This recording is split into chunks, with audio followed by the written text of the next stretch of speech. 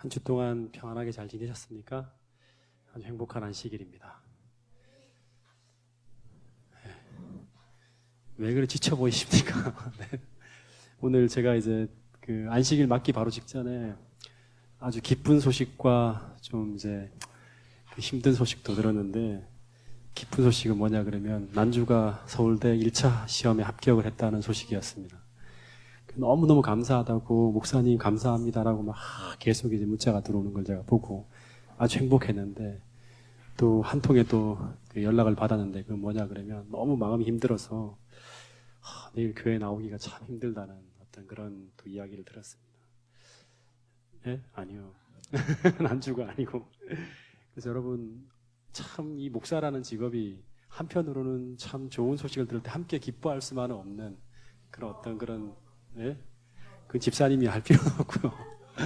예, 그런 어떤, 예, 이야기가 교차되는 가운데 참, 이런 생각이 들더라고요. 우리 삶 속에 힘든 일도 벌어지고 또 행복한 일도 벌어지고 하는데, 그렇다 하더라도 이 안식일에 우리가 하나님의 은혜 가운데 그 모든 것들을 다 이렇게 평안하게 해결할 수 있는 하나님이 계심을 믿고, 이 안식일에 우리 모두가 그 하나님의 은혜 속으로 들어갔으면 참 좋겠다는 그런 생각을 해보게 됩니다. 자, 오늘 이 로마서를 통해서 그 하나님의 은혜 속으로 들어가는 또 하나의 방법들을 좀 한번 배워보도록 하겠습니다. 이제 로마서가 14장을 지나고 15장이 시작되고 이제 15장, 16장 이제 거의 종반으로 향해 나가고 있습니다.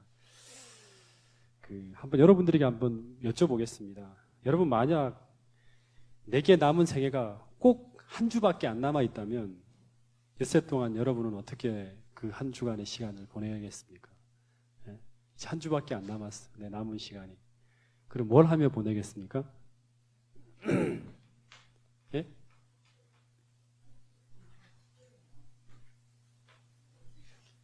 생각해 본 적 없습니까? 오래오래 살기 때문에 나는. 네? 예. 예. 옛날에 제가 안식일 학교 시간에 그 안교장이 이제 이 질문을 던졌던 기억이 나는 것 같아요. 그때 아주 기발한 대답들이 막 나왔는데, 그 중에 기억에 남는 게 뭐냐 그러면, 어떤 한 분은 내가 평생 한 번도 못 가봤던 그 관광, 내가 정말 가고 싶은 데를 한번 가서 구경이나 시컷하고 이제 최후를 맞이하겠다고 얘기했던 사람도 있고, 또 어떤 분은 완전히 뭐 철학자형으로 내일 지구의 종말이 온다 하더라도 오늘 내가 뭐 하고 살겠다? 사과나무 한 그루를 심는 것처럼 오늘의 삶 속에 그냥 평범하게 보내겠다라고 얘기한 사람도 있고, 또 이제 제가 참 기억에 남는 게 유미가 이런 말을 한 것 같은데, 뭐라고 그랬냐 그러면 그 친구는 연애나 실컷 하고 죽겠다고, 죽어도 여한이 없도록 뜨겁게 사랑하다가 죽겠다고, 뭐 그런 얘기도 하고, 또 어떤 사람은 먹고 싶은 거 실컷 먹고 죽겠다고 뭐 그런 얘기를 하더라고요. 근데 그리스도인은 그렇게 종말을 일주를 보내서는 안 돼요. 여러분, 예수님이 돌아가시기에 이제 일주일 남았다는 걸 알고 예수님이 생애 마지막 일주일을 어떻게 보내셨는지 아십니까? 이 마지막 일주일과 시간을 이제 우리는 고난주간이라 그래요. 고난주간. 예수님은 내 생애가 이제 일주일밖에 남지 않았다고 생각을 하고 두 가지의 일을 아주 지력하면서 이렇게 보냈어요. 두 가지 일. 예수님이 두 가지 일을 하셨는데, 그게 두 가지 일이 뭡니까? 네, 기도. 요한복음 17장부터 이어지는 기도. 계속 기도했죠. 마지막 겟세마네 동산에서 기도했고, 또 하나는 뭐였습니까? 제자들에게 말씀을 가르치는 것. 이 두 가지가 예수님의 사역에 마지막에 보냈던 이 두 가지 사역이에요. 소위 다락방 강화라고 하는 그 마지막 설교를 예수님께 제자들에게 하실 때 여러 가지 말씀을 하셨는데요. 이게 뭐냐 그러면 특별히 재림교인들은 이 마지막 다락방 강화, 요한복음 13장부터 시작해서 17장까지 이어지는 그 내용은 정말 연구를 많이 해야 돼요.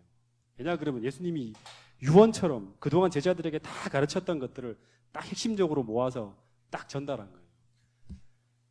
그 내용 중에 몇 가지를 살펴보면, 첫 번째는 뭐냐 그러면 내 이름으로 무엇이든지 구하면 내가 시행하겠다 하는 뭐예요? 기도하라는 거예요. 기도하라. 이 기도에 대해서는 정말 많은 연구를 하고 제자들에게 내가 오기는 그 전날까지 너희들은 열심히 기도하는 걸 중단해서 안 된다는 얘기였어요. 두 번째는 너희가 나를 사랑하면 뭐하리라? 이 계명을 지킨다. 율법에 대한 문제. 계명을 지켜라. 얘기를 예수님이 말씀하셨어요. 너희는 나를 믿음에 사는 사람들 아니냐? 믿음으로 말미암아 그 의로운 삶을 살겠다. 믿음 안에 의를 경험한 사람들이니까 이 계명을 나를 사랑하는 마음이 동하고 있다면 계명을 지켜야 된다는 거. 세 번째는 뭐냐 그러면 내가 또 다른 보혜사를 너에게 보내줄 텐데 15장에 나오죠, 그죠? 성령을 구하라는 거예요. 성령을 기다리고 구하라는 거예요. 네 번째는 내가 뭐하러 가노니?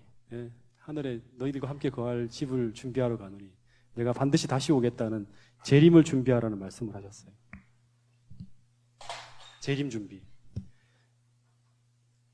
이 재림교인들이 늘 얘기하는 거예요. 늘 강조해야 될 부분들이 이 부분들이에요. 근데 예수님이 돌아가기 전에 이런 얘기들을 하셨는데 이것보다 더 많이 강조한 게 있어요. 더 많이 강조한 게 이 교회를 위해서. 그게 뭘까요? 와, 이게 모범생이 앞에 앉아 있잖아요. 모범생이. 모범생이. 그게 뭐냐 그러면 13장에 제자들의 발을 탁 씻기면서 뭐라 그러냐 그러면 내가 너희를 사랑한 것 같이 서로 사랑하라. 예. 이 얘기가 몇 번에 걸쳐 강조되는 거예요. 서로 사랑하라. 내가 너희를 사랑한 것 같이 서로 사랑하라. 예수님이 돌아가시기 전 요한복음 17장에도 보면 그런 내용이 기도가 한 장 전체가 다 기도거든요. 그 기도의 내용을 보더라도 뭐냐 그러면 마지막으로 제자들을 위해 그 기도한 그 기도의 내용 중에 핵심도 아버지요 우리가 아버지 안에서 나와 아버지가 하나인 것처럼 이 제자들도 서로 하나님의 사랑 안에서 뭐가 되게 해달라고? 하나가 되게 해달라고. 이게 이제 마지막 가르침이었어요. 그리고 난 다음에 이제 드디어 18장에 체포되어져 돌아가시면서 십자가로 올라가는 그 길을 가는 거예요. 기도의 핵심도 사랑으로 연합하게 해달라고. 근데 왜 이렇게 예수님이 서로 사랑하라고 하시고 이들이 한 마음으로 연합하게 해달라고 한 그 강조한 이유가 뭔지 아십니까? 왜 이런 얘기를 계속 했을까요? 예? 왜냐 그러면 예수님이 제자들에게 맡겨야 될 이 대사명 때문에 그래요. 대사명. 네, 이 대사명. 이 대사명이 뭐죠? 예수님이 하늘나라로 탁 승천하기 직전에 제자들에게 맡겼던 대사명이 뭡니까? 마태복음에? 마태복음 28장 19절부터 20절까지 보면 무슨 내용이에요? 너희는 모든 족속으로 제자를 삼아야 돼. 그리고 아버지와 아들과 성령의 이름으로 침례를 주고 내가 내게 가르쳐 분부한 모든 것을 가르쳐 지키게 하라는 이 대사명이 제자들에게 주어져요. 근데 이게 다시 말하면 세계 복음화의 주체가 누구냐 그러면 바로 이 제자들을 통해서 이루어져야 돼요. 세계 복음화의 주체가. 근데 이 사명을 감당해야 할 제자들이 지금 이 다락방에서부터 지금 계속 나타나는 모습이 뭐예요? 서로 사랑하지 못하는 거예요. 그래서 이 사명을 감당해야 할 제자들이 서로 사랑하지 못하고 하나가 되지 못한다면 절대 이 복음이 세상으로 나가지 못해요. 세상으로 나가지 못해요. 왜냐 그러면 왜 그러냐 그러면 복음 전도의 핵심은 먼저 교회 공동체가 서로 사랑하며 하나가 되는 거예요. 이 사랑이 없으면 사랑은 전해질 수가 없는 거예요. 교회가 사랑이 없는데 어떻게 사랑하라고 얘기를 할 수 있겠어요? 제가 이제 옛날에 교회에 있을 때 사람을 데려오더라도 교회가 사랑이 없으면 절대 이식이 안 돼요. 그리고 이 가르침이 정확하게 사람들에게 전달이 안 되는 거예요. 왜냐 그러면 그게 공동체 안에 서로 느껴져야 돼요. 이게 느껴지지가 않는 거예요.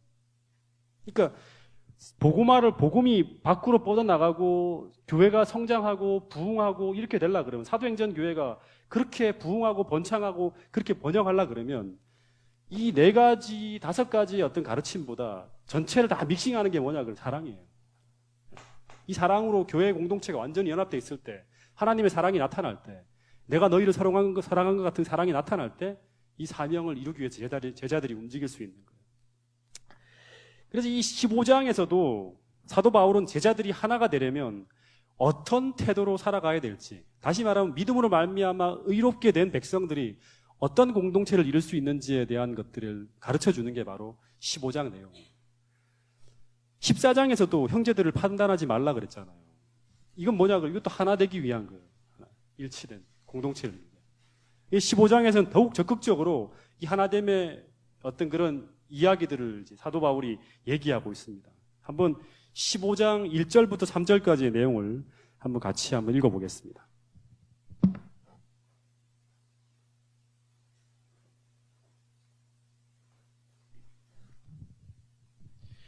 로마서 15장 1절부터 3절까지입니다.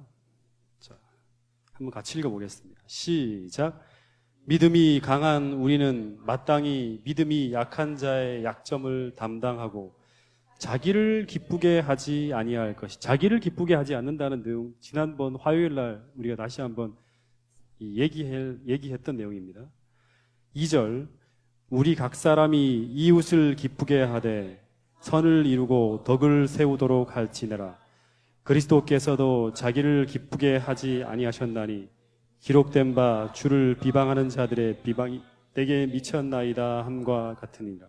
네, 여기 본문을 보면, 그러니까 믿음으로 말미암는 의의를 확신하고 이렇게 믿음이 강한 사람은 믿음이 연약한 자의 약점을 담당하고 먼저 자기를 기쁘게 하지 아니하고 이웃을 기쁘게 하되 선을 이루고 덕을 세우도록 하라 합니다. 여기 2절에 보면 이웃을 기쁘게 하되 선을 이루고라는 말이 있는데, 이 원문을 보면 이게 무슨 말이냐 그러면, 원어를 좀 보면 이게 왜 안 지워지지 잘?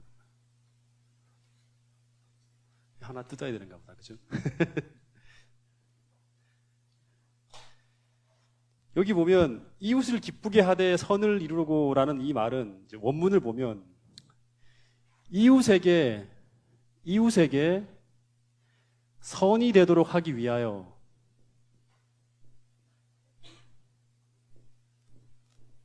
위에 이웃을 기쁘게 하라 그럽니다.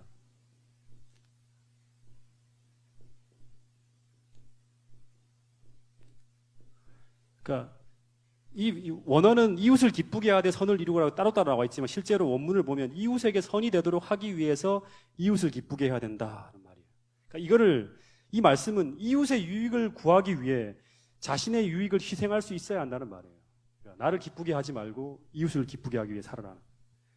그러니까 이 공동체가 사랑으로 연합하고 일치된 공동체를 이루기 위해서는 이웃의 유익을 위해서 자신을 희생할 수 있는 이런 어떤 마음, 이런 정신, 이런 것이 우리에게 있는지를 한번 살펴봐야 돼요. 이게 믿음으로 말미암는 의의를 경험한 사람들, 예수님의 사랑이 우리를 이끌고 나가는 사람들의 하나의 정신입니다. 우리가 잘 아는 이 고린도전서 13장 5절 사랑에 대해서 얘기할 때 사랑은 무엇하지 아니하고 요걸 자기의 유익을 구치 아니하고 똑같은 거예요. 이게 예수님의 정신이거든요. 사랑은 자기를 기쁘게 하기 위해 살지 않아요. 다른 사람들을 위해서 유익을 위해 살 때 그것이 곧 기쁨이 되고 행복이 되는 그 삶이 바로 뭐냐 그러면 예수님의 사랑이 우리를 이끌고 있는 사람들의 삶의 모습이라. 반대로, 근데 우리는 항상 반대로 이렇게 생각을 해요. 어떤 사람들과의 교제가 이제 이루어질 때 언제나 다른 사람들이 먼저 나를 위해 희생해 주기를 바라요. 내가 먼저 희생하기보다는. 근데 이 15장 1절에 보면 희생의 우선순위를 보면 어떤 사람이 먼저 희생을 해야 됩니까? 15장 1절에 보면 자, 바울은 어떤 사람이 먼저 희생을 해야 되냐 그러면 먼저 어떤 자? 믿음, 그냥 강한 자가 아니에요. 실제로 본다 그러면 항상 성경에서 강한 자 힘이 센 사람이 아니에요. 힘이 센 사람이 아니라 뭐가 강한 자? 믿음이 강한 자가 먼저 희생을 해야 한다는 거예요. 그러니까 우리 강한 자가, 믿음이 강한 자가 마땅히 믿음이 연약한 자의 약점을 담당하고 자기를 기쁘게 하지 아니할 것이라. 다시 말하면 신앙이 강하다고 생각하는 사람이 신앙이 약한 사람을 위해서 양보하고 희생해야 한다는 거예요. 왜냐 그러면 신앙이 강하다는 것은 믿음이 강하다는 건데 이건 어떤 거냐면 그리스도의 큰 사랑을 먼저 본 사람이에요. 큰 사랑을 먼저 받은 사람이에요. 은혜를 크게 받은 사람이에요. 이런 사람들이 먼저 연약한 사람의 약점을 감당하고 그 사람의 유익을 위해서 먼저 희생을 해야 된다는 거예요. 어떻게 보면 성경에서 제일 믿음이 강한 사람이 누굽니까? 네? 아브라함 말고요. 아브라함보다 더 강한 사람이 있잖아요. 누구예요? 예수님이잖아요. 예수님. 이게 바로 뭐냐면 예수님이 보여주신 모본이에요. 하늘의 영광을 다 내어버리고 이 땅에 오셔서 자기의 모든 것을 다 버리고 희생하시며 우리를 구하기 위해서, 우리 연약한 자를 먼저 구하기 위해서 모든 것을 희생하신 분이 바로 예수님이라 성경이 그렇게 가르쳐주고 있네요. 3절에 보면 그리스도께서 자기를 기쁘게 하지 아니하셨나니, 항상 우리의 롤 모델인 예수님이 자기를 기쁘게 하기 위해 살지 않았다는 거예요. 그러면서 기록된 바 주를 비방하는 자들의 비방이 내게 미쳤나이다 함과 같으니라. 이 말씀은 예수님이 우리를 기쁘게 하기 위해서, 그러니까 예수님이 자기를 기쁘게 하지 않은 이유는 바로 뭐냐면 우리를 기쁘게 하기 위해서예요. 우리를 기쁘게 하기 위해 자신을 기쁘게 하지 아니하였을 뿐만 아니라 심지어 오해와 핍박과 이 비방을 받으면서도, 다시 말하면 죽어가면서도 우리의 유익을 추구했던 분이 바로 예수님이라고 본문은 이야기하고 있는 거예요. 이거를 이제 잠깐 이렇게 이 말씀을 이렇게 좀 상상해 보면, 이 말은 우리만 구원받을 수 있다면, 다시 말하면 우리가 믿음의 사람만 될 수 있다면, 우리가 하나님이 원하는 사람만 될 수 있다면, 주님은 기쁘게 그 모든 것을 희생하며 포기하며 심지어 죽을 수 있다는 것이 바로 예수님의 마음이었다는 거예요. 이제 이게 크리스찬이라는 건 뭐예요? 믿음으로 말미암아 살아가는 사람들은 전부 다 지향하는 게 뭐냐 그러면 예수님을 닮아가는 거예요. 전부 다. 실제 예수님이 그렇게 돌아가셨다는 거예요. 그렇기 때문에 이런 믿음으로 말미암아 거룩하게 된 사람이라 그러면 전부 다 이 빌립보서 2장 5절에 보면 무슨 마음을 품어라? 그렇죠? 예? 빌립보서 2장 5절에 보면 우리에게 사도 바울이 똑같은 얘기를 하는 거예요. 이 마음을 품으라 그러는 거예요. 그 마음은 어떤 마음이냐 그러면 그리스도 예수의 마음이니 그런 근본 하나님의 본체시나 하나님과 동등됨을 취할 것으로 여기지 아니하시고 오히려 자기를 비어 종의 형체를 가져서 사람들과 같이 되었고 사람의 모양으로 나타나셨음에 자기를 낮추시고 죽기까지 복종하셨으니 곧 십자가에 죽으심이라. 십자가에 돌아가셨다는 건 자기를 기쁘게 하는 모든 것들을 다 포기했다는 거예요. 여러분, 오늘 우리가 이 로마서를 다 배웠잖아요, 이제.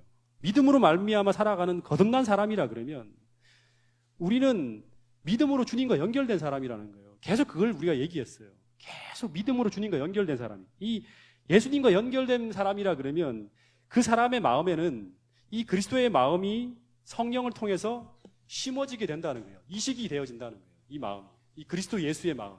그리고 이것을 지향하고자 하는 마음이 하나님의 사랑이 계속 그 마음으로 불타오르고 그렇지 않은 마음을 계속 회개하고 그러면서 계속 추구해 나가야 되는 사람들이 바로 뭐냐 그러면 거듭난 사람이라는 거예요. 네. 그래서 그들은 로마서 14장 7절의 말씀처럼 누구든지 자기를 위해 살지 않아요. 그리스도인은. 자기를 위해 살지 않고 자기를 희생하면서 이웃과 예수님을 위해 살고자 한다는 거예요. 이 얘기가 고린도후서 5장 15절에도 나와요. 그리고 로마서 14장 7절에 나오는 거예요. 누구든지 그런 사람들은 거듭난 사람들은 전부 다 자기를 위해 살지 않는다는 거예요. 예수님을 기쁘게 하기 위해서 이웃을 기쁘게 하기 위해서 살아가는 것이 그들의 어떤 마음속에 불타오르는 정신이라. 이 사랑이 이게 왜 그러냐 그러면 그리스도의 사랑이 계속 우리를 강권하고 있기 때문에 그렇다는 거예요. 여러분 이 마음이 우리 모두의 마음에 품겨지게 될 때 우리 모두가 이 마음을 추구하고 있을 때 우리 가운데 참된 일치의 교제가 일어나게 된다는 거예요. 이 사도행전에 나온 것처럼 완전한 연합이 이루어지는 거예요. 여러분 우리는 그리스도 안에서 이런 연합을 이루기 위해서 이 교회가 그런 연합을 이루기 위해서 이런 교제를 이루기 위해서 얼마나 우리가 우리 자신을 희생하고 우리의 유익을 양보하고 그리고 살고 있는지 한번 생각해 보시기 바랍니다. 네. 여러분 이 희생이 존재하지 않고 우리가 서로의 유익만을 추구하며 살아가는 사람들이라 그러면 다시 말하면 그 사람들은 거듭나지 않은 사람들이죠. 그죠? 그런 거듭나지 않은 사람들이 모이는 공동체에는 매일매일 뭐가 이러냐면 일치와 연합이 이루어지는 게 아니라 다툼만이 벌어지는 거예요. 다툼만. 여러분 5절 6절도 한번 보세요. 로마서 15장 5절 6절.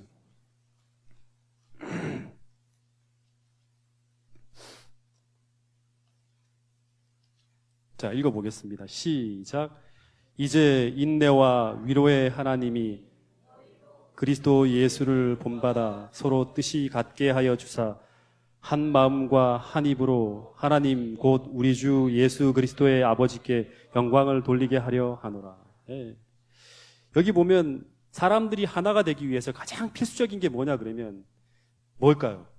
사람들이 가장 이 공동체가 완전한 하나를 연합을 이루기 위해서 이 대사명을 감당하기 위해서 반드시 이루어야 될 모습이 이 한 가지 나오는데 그게 뭐냐 그러면 뭐죠?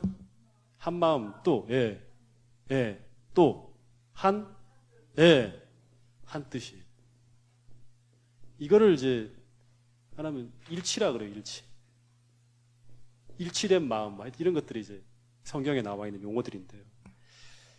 그러니까 한 마음 한 뜻, 그 다음에 이 뜻이 하나가 되는 것, 이런 걸 이제 여기 보면 이제 어떤 번역에는 마음을 같이 하여 주사란, 뜻을 갖게 하여 주사라는 말이 어떤 번역에는 마음을 갖게 하여 주사라고 돼 있기도 해요. 그러니까 마음을 같은 것, 뜻이 하나인 것, 이 같은 뜻이에요. 근데 우리가 어떻게 마음이 하나가 될 수 있을까? 참 고민이에요. 그러니까 제가 이제 목회를 하면서 제일 많이 신경 쓰는 부분이 뭐냐 그러면 우리 공동체가 다 마음이 하나가 되는 거예요. 완전한 연합을 이루어서 나갈 때 세상에 어떤 이제 이 두려운 것들이 몰려온다 하더라도 완전한 연합을 이루고 있으면 괜찮아요. 견딜만 합니다. 성도들의 가정이 아무리 어려워지더라도 공동체가 있으니까 한 마음으로 딱 이루어져 있으면 그들을 도울 수 있고 세울 수 있고 뭐든지 할 수 있는 게 바로 이 한 마음과 한 뜻을 가지고 연합하는 거예요.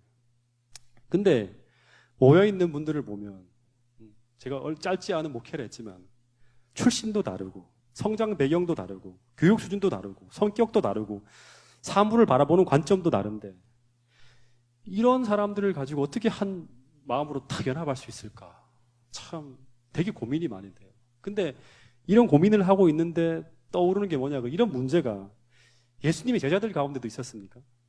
네, 그랬죠. 12제자들도 출신 배경이 다 다양했어요. 이 세리 마태 같은 사람은 친로마주의자예요.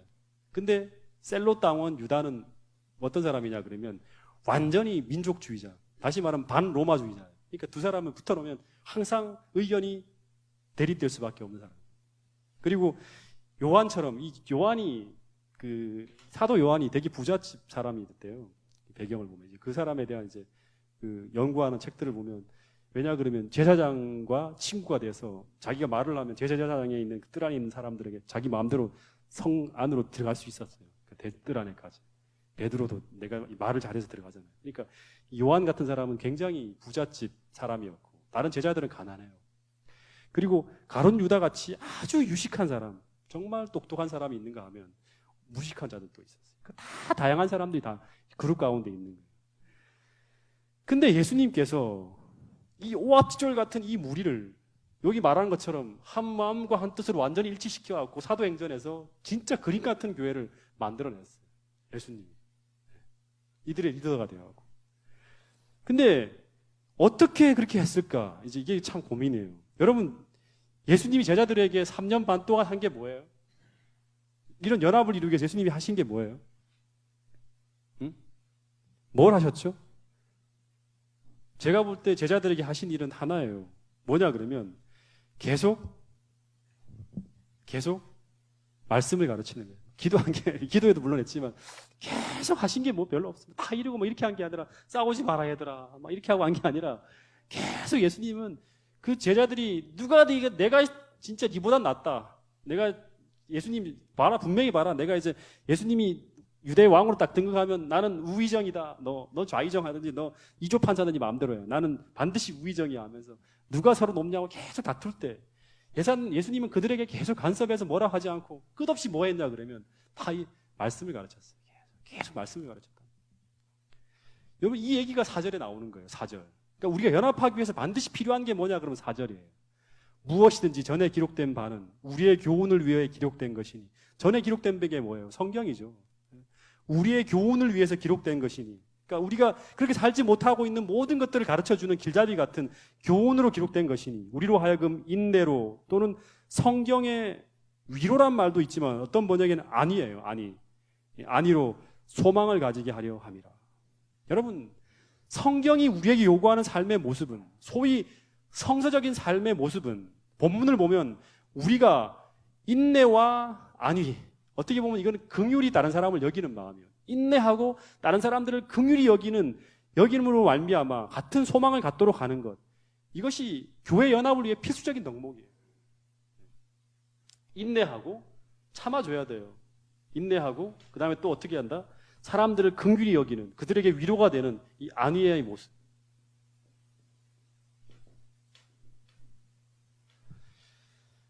여러분, 그래서 이 5절에 보면 하나님을 어떤 하나님이라 그러냐 그러면 인내와 안위의 하나님으로 묘사하고 있어요. 인내와 안위의 하나님. 여러분, 믿음으로 말미암아 살아가는 사람들은 말씀에서 제시하는 그 삶에 우리 자신을 맞추면서 그분을 추구하고 그분을 닮아가는 사람들이라고 그랬어요. 계속 그걸 위해서 힘쓰는 사람들이에요. 근데 본문에서 하나님께서 어떤 하나님이 묘사되고 있냐 그러면 인내와 안위의 하나님이시라 그러면 우리도 그 하나님을 닮아서 연약하고 부족한 사람들을 만날 때마다 인내하고 안위하는 것, 이게 바로 뭐냐 그러면 우리들의 모습에 나타나야 할 모습이에요.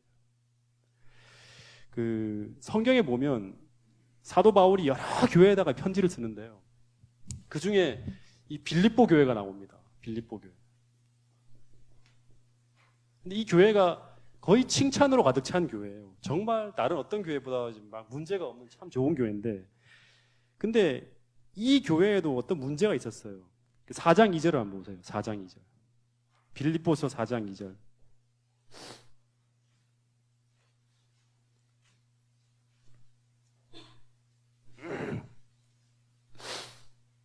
자, 한번 읽어볼까요? 시작. 내가 유오디아를 권하고 순두개를 권하노니 주 안에서 같은 마음을 품으라.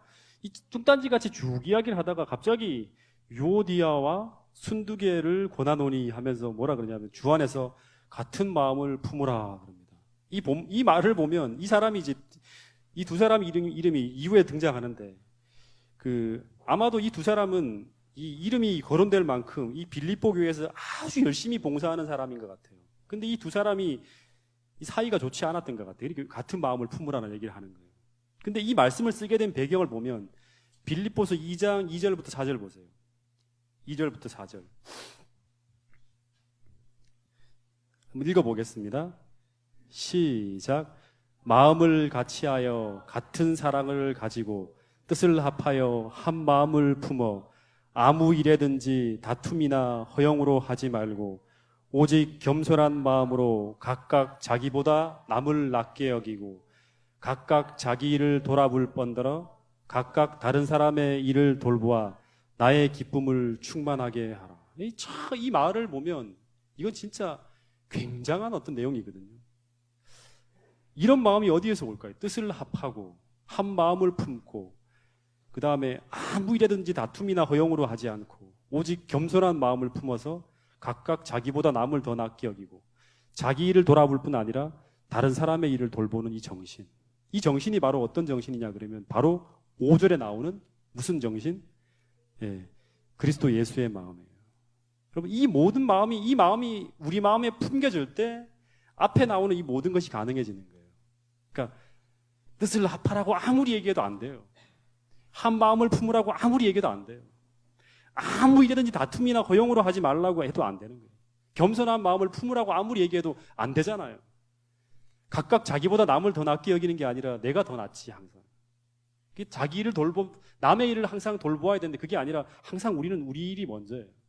근데 이 정신은 우리 마음에 이 마음이 품겨질 때 가능하다는 거예요. 다시 말하면 믿음으로 말미암아 그리스도를 뜨겁게 사랑하는 자들의 마음에 품겨지는 정신이 바로 뭐냐 그러면 이 예수 그리스도의 정신이에요.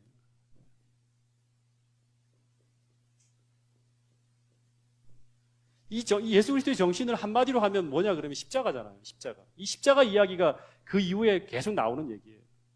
우리가 예수님의 십자가를 깊이 묵상하지 않고 명상하지 않고 이분의 어떤 삶에서 이루어진 그 놀라운 사랑, 위대한 사랑이 내게 이렇게 성령을 통해서 쭉 들어오지 않으면 우리는 절대 이렇게 살지 못하고 오늘 이 순두개와 유오디아처럼 계속 어떻게 보면 예수님의 마음이 품겨지지 않은 상태로 열심을 낼 수 있다. 여러분, 예수님은 오늘 제가 얘기하는 두 가지 단어, 인내와 안위가 충만한 사람이었어요. 왜냐 그러면 이 얘기가 이제 우리가 예수님 마지막 장면에 엘렌 화이트이 늘 예수님의 마지막 장면을 우리 보고 묵상하고 명상하라 그러거든요. 그 마지막 장면에 보면 당신을 배반하여 팔은 유다를 어떻게 하죠? 마지막까지 수용해요. 이렇게 참고 인내하시면서 끝까지 이 제자가 회개할 수 있는 길을 열어놓는 거예요. 발을 씻기시면서.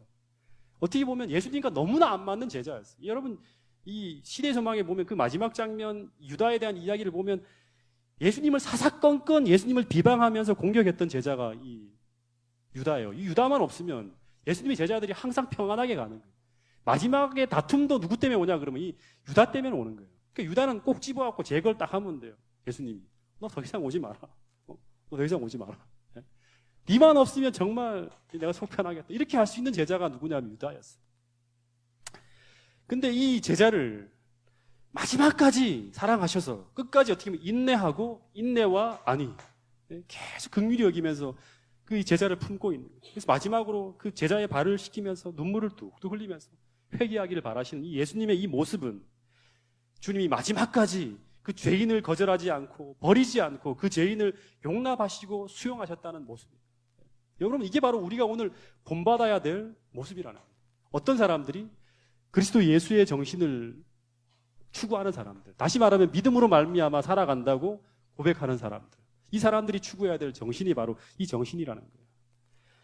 여러분 이 하나됨을 위해서 공동체가 반드시 필요한 게 뭐냐 그러면 우리가 서로를 수용하고 용납하는 이 태도예요. 이게 필수적이에요. 공동체 안에서. 이게 없으면 오늘 우리는 공동체를 이루어 갈 수가 없어요.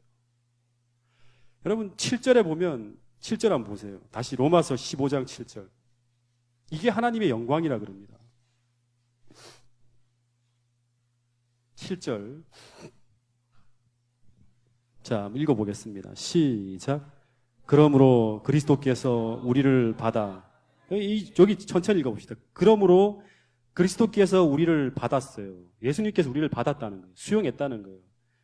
예수님께서 우리를 받는 것이 뭐냐 그러면 하나님께 영광을 돌리는 거예요. 그죠?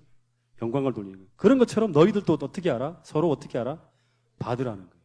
여러분 이 말씀은 예수님께서 죄된 우리를 받아서 하나님께 영광을 돌리신 같이 똑같이 너희도 서로 연약하고 부족한 서로를 받아들이라는 거예요. 여러분 이것이 바로 하나님께 영광을 돌리는 모습이라는 거예요. 여러분 인간관계에 있어서 왜 용납하는 것이 참 중요한가 하면요. 우리가 서로를 수용하지 못하면 교제가 이루어질 수가 없어요. 수용이 안 되면. 이 사랑이 있을 때만이 수용이 가능하다 했죠. 우리가 앞장에서 14장에서 형제를 판단하지 말라고 배웠어요. 왜냐 그러면 형제를 판단하게 되면 반드시 인간관계에 상처가 나기 때문에 그렇다고 그랬어요. 여러분 근데 오늘 우리가 어떤 사람을 참 수용하기 어렵다고 생각될 때마다 오늘 우리는 주님께서 우리를 어떻게 수용했는지를 계속 생각을 해야 돼요. 이 생각이 계속 이어져야지만 우리는 용납할 수 없는 사람들을 용납할 수가 있는 거예요. 여러분 예수님이 우리를 찾아오셨을 때 저와 여러분은 어떤 사람들이었죠? 전혀 그분의 기대에 못 미치는 사람들이었는데도 불구하고 예수님이 우리를 받아줬다는 게 이 로마서 5장의 이야기입니다. 우리가 아직 죄인 되었을 때 경건치 않은 우리를 수용하셔서 그를 사랑해서 돌아가셨다는 게 이 로마서의 이야기입니다. 여러분 그리고 오늘도 마찬가지예요. 저를 봐도 마찬가지예요. 우리의 삶이 여전히 예수님의 기대에 못 미치고 있음에도 불구하고 주님께서는 우리를 조건 없이 계속 받아주시고 계신다고 성경에서 이야기하고 있는 거예요.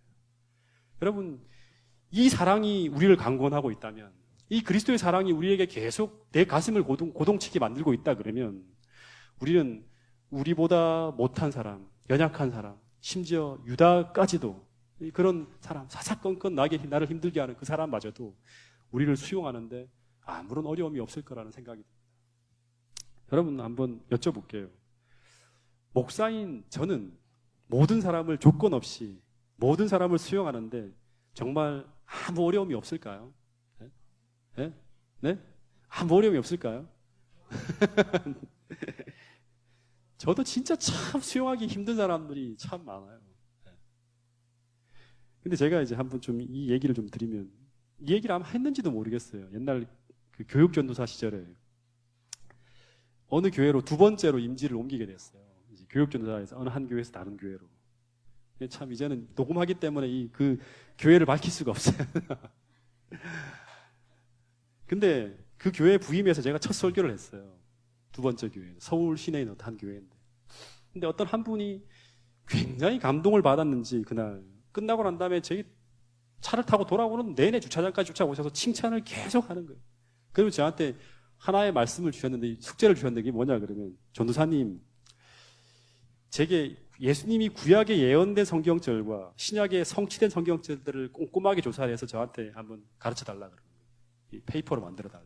그리고 난 다음에 늦은비 성경에 대해서 자기가 궁금한 게 많은데 거기에 대해서 연구해서 한번 이렇게 페이퍼로 만들어서 저한테 달라 그러는 거예요. 근데 이제 처음 보는 사람이니까 좀 또 처음 부임했잖아요. 그러니까 이걸 거절을 못하고 네 그렇게 하겠습니다 하고 난 다음에 이제 언제까지 해주겠다는 말씀이 없었기 때문에 그냥 그 생각을 안 하고 이제 있었어요. 좀 한가할 때 해줘야겠다 생각을 하고. 근데 제가 화요일날 설교를 했는데 금요일날 이제 안식일이었잖아요. 제가 교회 딱 가자마자 이분이 저를 보자마자 쫓아오더니 전도사님 하면서 그 제가 화요일날 부탁했던 걸 가져왔느냐고 묻는 거예요. 그래서 제가 당연히 뭐라 그랬어요. 아직 준비가 안 되었습니다 했더니 갑자기 전도사가 약속을 안 지켜? 딱 그러는 거예요. 반말을 다 하시면서. 그래갖고 인상을 아주 날카롭게 쓰더니 무슨 말씀을 하시냐면 나는 한 번 사람을 실망하면 100%에서 90% 떨어지고 80% 떨어지고 하는 게 아니야. 나는 한 번 사람을 실망하면 10%로 끝장이 나는 거야. 딱 그러면서 막 소리를 지르는 거예요. 그 내가 대답을 하기 아니 금요일까지 제가 해준다고 말씀을 드리지 않았던 것 같은데요 했어요. 그랬더니 갑자기 그것이 말이라고 하냐고 하면서 당연히 금요일까지 가져와야지 딱 그러는 거예요. 그래갖고 그리고 제가 한마디 또 대꾸를 했더니 전도사가 젊은 사람이 말대꾸를 한다 그러면서 아주 막 눈을 부라리면서 막 저한테 사람들 앞에서 완전히 면박을 확 주는데요. 근데 그 옆에 누가 있냐면 집사님들이 좀 계셨고 그리고 바로 그 옆엔 제 아내가 있었고 그리고 그 옆에는 저를 가장 자랑스러워하는 아들과 딸이 그때 초등학생이었죠. 눈을 놀래갖고 쳐다보고 있는 거예요. 아버지가 막 이 웅개지는 걸 보면서 있는 거예요. 그리고 정신이 하나도 없는 거예요. 한 10분 동안 거기서 막 당하는데요. 그리고 난 다음에 갑자기 이분이 함 쏴대고 한데 가시는데 내가 뭘 잘못했지 생각을 하는 거예요. 그래서 그분의 행동이 전혀 수용이 안 되는 거예요. 저한테. 너무 황당하고 괴로워서 그냥 예배를 드리는데 예배가 하나도 이제 안 들어오는 거예요. 목사님 이야기가. 그런 다음에 이제 제가 집에 돌아가서 이제 서울에서 제 집이 그때 양주였어요. 양주까지 이제 1시간 동안 마음 말 없이 너무 고민되면 돌아가면 목사님을 전화를 드렸죠. 목사님 이런 상황이 있는데 어떻게 하면 좋겠습니까? 물었더니 이제 목사님이 하시는 말씀이 그분은 워낙 특별한 분이니까 노력해도 안 되니까 그냥 시간이 흘러가기를 기다리라고 그러더라고요. 근데 전화를 끊고 가만히 생각하니까 너무 괴롭고 속상한 거예요. 더군다나 공개적으로 제 아내와 아들과 교인들 앞에서 내가 별 잘못한 게 없는데 너무 화를 내면서 막 이렇게 나를 그렇게 했다는 게 정말이지 너무너무 이해가 안 돼서 어떤 생각이 들었냐면 순간적으로는 이분하고 이 교회에서 사역이 마칠 때까지 엮이지 말고 피해 다녀야 할 사람인가 생각이 들어요. 그리고 너무 상식지지 않은 분인데 어떻게 해야 되나 막 고민이 되는 거예요. 그리고 이 목사님은 절대 변할 사람이 아니라고 얘기를 하고. 근데 마음이 너무 답답해서 먼저는 마음이 편해질 때까지 기도해야겠다 생각을 하면서 오랫동안 기도를 시작했어요. 네. 근데 지금도 기억이 생생한데 어떻게 해야 됩니까? 내일 또 만나야 되고 계속 이제 교회에서 만나야 될 분인데 이분 어떻게 해야 됩니까? 하고 기도하는데 제발 하나님 불편하게 하지 말고 은혜 있게 교회 생활을 할 수 있게 해달라고 기도를 했어요. 제가. 근데 하나님이 주신 답이 뭐냐 그러면 이게 지금도 잊혀지지 않아요. 제가 만날 때마다 사람들한테 이거를 설교를 합니다. 그 답은 뭐냐 그러면 그분을 오늘 얘기도 한다 그러면 수용하라는 거였고 이제 하나님이 주신 말씀으로는 그분을 용서하라는 게 첫 번째 답이고 그 다음에 정확하게 말하면 그때 하나님이 어떤 생각을 주셨냐 그러면 기도하는데 그분이 미래 변화된 모습을 생각하라는 거예요. 그러니까 그 모습이 그분의 전부가 아니라 말씀을 통해서 변화될 모습들을 생각하라는 거예요. 얼마나 은혜스러운 사람이 될 수 있는지를 생각하지 못하면 너는 그분을 피하게 될 거라는 거예요. 그래서 그러면 제게 하시는 말씀이 그분을 포기하지 말고 진실하게 오늘 빌립보서 2장 2절에 나온 것처럼 더 겸손하게 섬기라 하고 그리고 제게 주신 말씀이 진심으로 진실하게 그분에게 다가간다 그러면 결국 진심은 어떻게 됩니까? 통하게 된다는 거예요. 그리고 그분의 마음에 변화가 생길 거라는 거예요. 근데 그 기도 응답을 받고 난 다음에 그날 밤에 밤새도록 그분이 무리하게 부탁한 자료를 내가 할 수 있는 대로 최선을 다해서 만들었어요. 거의 새벽까지. 그리고 난 다음에 아침에 이제 교회 가서 그분을 기다렸습니다. 올 때까지. 그리고 이제 한참 있으니까 사람들이 오고 그 집사님이 딱 오는 거예요. 그리고 오자마자 제가 그분에게 인사를 드렸는데 그분이 차갑게 저를 노려보면서 인사를 받아주지 않는 거예요. 그리고 난 다음에도 이제 제가 다시 이제 그분이 이제 앉아 계신 곳, 안식일 학교 시간이죠. 성전방 가보라 그래요. 다시 그 페이퍼를 들고 가서 그분이 안 받더라고요. 그래서 그 사모님에게 드리면서 부탁하신 자료를 가져왔다고 드렸어요. 그리고 난 다음에 이제 그리고 다시 한번 이제 그분한테 듣던지 안 듣던지 진심으로 잘못했다고 하면서 저보다 남을 어떻게 알아? 낮게 여긴다는 게 뭐냐? 그러면 먼저 용서를 구하는 거예요. 이 낮게 여기는 거예요. 어쨌든 나 때문에 잘못된 것이니까 잘못했습니다라고 용서를 구하고 그리고 난 다음에 이제 예배가 다 끝날 때까지 있다가 이제 나와서 그분이 오자마자 지나가잖아요. 쫓아가서 인사를 안 받고 하는데 또 쫓아가서 또 인사를 드렸어요. 잘못했다 그리고 하여튼 인사를 했어요. 그랬더니 나중에 그분이 저한테 이런 말을 해요. 참 지금도 잊혀지지 않는 말이에요. 전도사님 그러더니 이 앰프실에 있었어요. 그분이 착 오는 거예요. 앰프실에 제가 앰프를 맡고 있었기 때문에 오더니 전도사님 제가 정말 나쁜 놈이라는 거 제가 압니다 라고 하는 거예요. 그러고 나더니 전도사님이 저보다 훨씬 더 훌륭한 사람이라는 걸 압니다. 죄송합니다 라고. 근데 여러분 그분이 교인들하고 여기저기 싸우지만 한 번도 그분이 누구에게 먼저 용서를 구한 적이 없는 사람이에요. 근데 이분이 처음으로 저한테 잘못했다고 자기가 잘못한 사람이라고 용서를 구하는 거예요. 그리고 1년 동안 이분하고 저와의 관계는 어떻게 될까요? 진짜 가장 좋은 관계로 이어지면서 원당교회 가고 난 다음에도 수시로 전화가 오면서 기도 제목이 있으면 부탁을 하는 사람이 바로 이분이었어요. 여러분 제가 여러분에게 드리고 싶은 말은 뭐냐 그러면 오늘 우리가 어떻게 하면 나하고 다른 사람들 혹은 어떻게 보면 연약한 사람들이라는 게 이런 분들이죠. 그죠? 이런 분들을 우리가 교제 가운데서 그분들과도 일치된 관계를 유지하면서 영광스러운 교회를 만들어낼 수 있을까? 사도행전의 교회로 이어갈 수 있는가? 여기에 대한 오늘 답들이 로마서 15장에 있습니다. 첫 번째는 뭐냐 그러면 우리가 믿음으로 거듭난 사람이라 그러면 우리는 어떤 사람이냐 그러면 예수 그리스도의 정신이 우리 마음에 품겨진 사람들이에요. 이걸 추구하는 사람들이에요. 그런 사람들은 첫 번째 나의 기쁨을 먼저 생각하지 않고 연약하고 부족한 사람들을 먼저 수용하면서 그분을 기쁘게 하기 위해 다시 말하면 이게 하나님을 기쁘게 하시는 그런 일이거든요. 이 일을 먼저 추구하는 사람들이라는 거예요. 그리고 이 공동체가 항상 어떤 사람들이 오더라도 그 사람들을 십자가로 말미암아 수용할 수 있는 수용성이 있어야 돼요. 받아들여야 된다는 거예요.